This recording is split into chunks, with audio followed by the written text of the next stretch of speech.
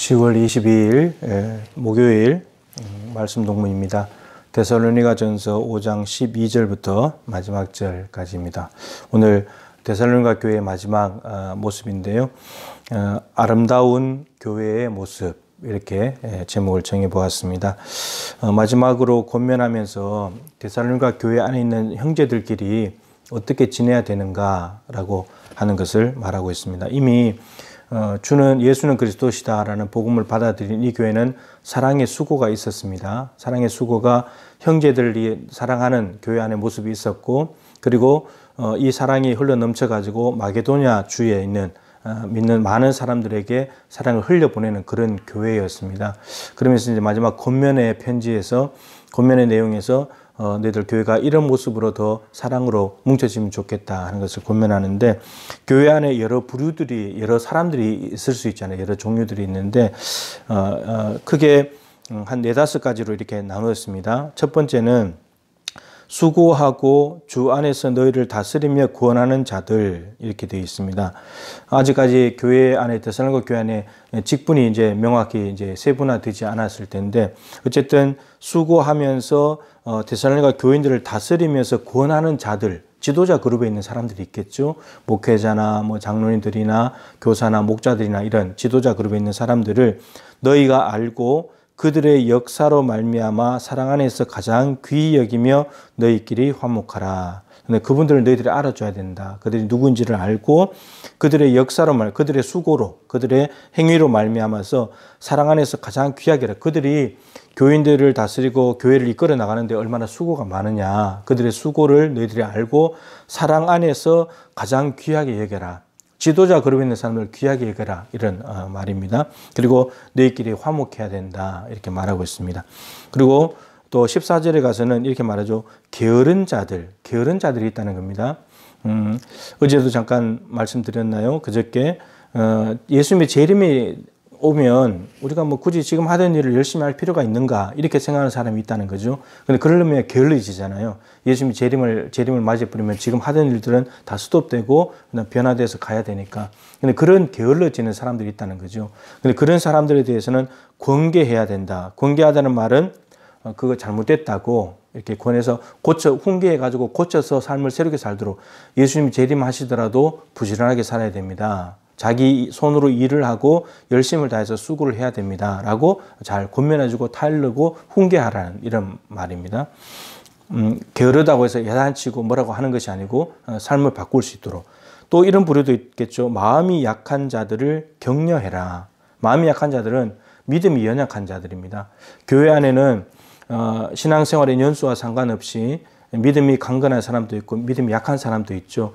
로마 교회도 그런 모습이 있었고 고린도 교회도 그랬는데, 예를 들면은 이제 음식 문제, 이 음식을 먹어야 되냐 말아야 되냐, 유대인들과 이방인들이 차이가 있잖아요. 이랬을 때 못 먹는다고 해서 믿음이 약한 사람들인데 무시하면 안 돼. 그것도 못 먹냐, 이렇게 말하면 안 된다. 또 먹는 사람들에서 그걸 왜 먹어, 이렇게 말할 수 판단해서도 안 된다라고 바울은 가르치고 있습니다. 그래서 믿음이 연약한 자들은 돌봐야 되잖아요. 무시하는 것이 아니고, 손가락이 다쳤습니다. 손이 문제가 생겼습니다. 그럼 약한 부위잖아요. 우리 신체 중에서. 약하면 우리는 어떻게 합니까? 온 몸을 다 동원해서 이 약한 것을 돌봅니다. 너 약하니까 네가 알아서 해. 왜 그렇게 못났어? 네 약한 대로 네가 잘 처신해. 이렇게 하지 않잖아요.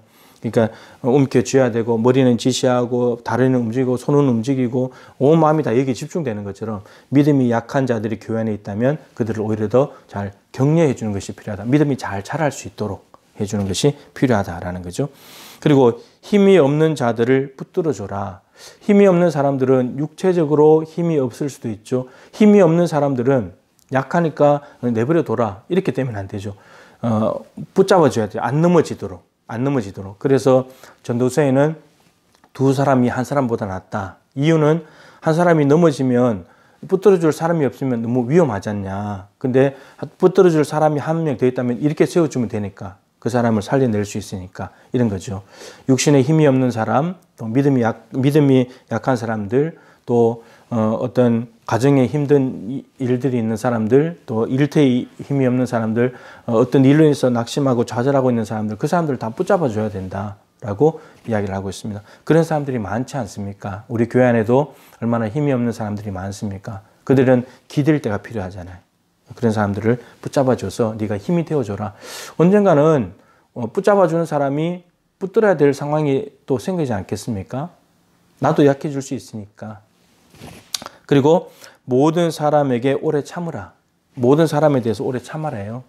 참는 것은 사도의 참된 표시이기도 하고요. 성령의 열매이기도 하고요. 너무너무 귀한 일입니다. 예수님께서 모범을 보이신 것이고 참아야 될 일이 많습니다. 한 교회 공동체 안에 있다고 다 마음이 맞거나 그런 건 아니니까 참아내야 됩니다. 이해해 줘야 됩니다. 이겨내야 된다는 거죠.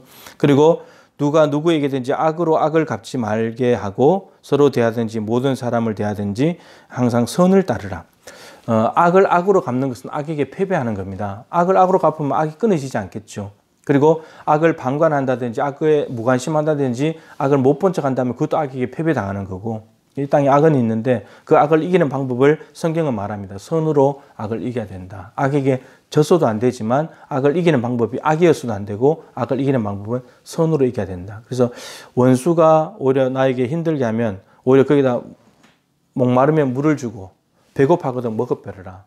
그래야지 그 원수가 더 부끄러워하지 않겠냐. 이게 선으로 악을 이기는 방법인 거죠. 이렇게 교회 공동체가 이런 모습을 가지고 살아갈 때 얼마나 아름다운 교회가 되겠습니까? 실제로 현실적으로 교회 안에 있는 여러 부류의 사람들을 언급하면서 그 사람들을 어떻게 해야 될지 다 처방을 내려줬어요.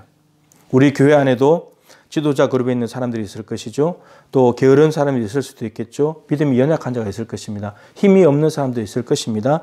또 오래 참아야 될 상황도 생기겠죠. 이것들을 다 잘 해낼 때 그래서 아름다운 교회로 세워져 갈 수 있다라고 말하고 있습니다. 저는 우리 교회가 이런 여러 가지 다양한 부류의 성도들을 바라보면서 그 성도들에게 맞게 대해줌으로써 우리 교회가 정말 따뜻하고 사랑이 넘치고 세상 어디에도 기댈 데 없었는데 교회에 와서 참 사랑을 경험하게 되었습니다. 우리의 사랑의 수고가 다른 사람을 이렇게 세운다는 것, 교회를 더욱더 사랑이 넘치는 공동체로 만든다는 것, 하나님을 볼 수 있게 만든다는 것, 이것을 기억하면서 옆에 있는 성도들을 사랑으로 대하고 그래서 아름다운 교회 만들어갈 수 있는 본이 되는 교회 만들어가는 저와 여러분이 될 수 있기를 간절히 소망합니다.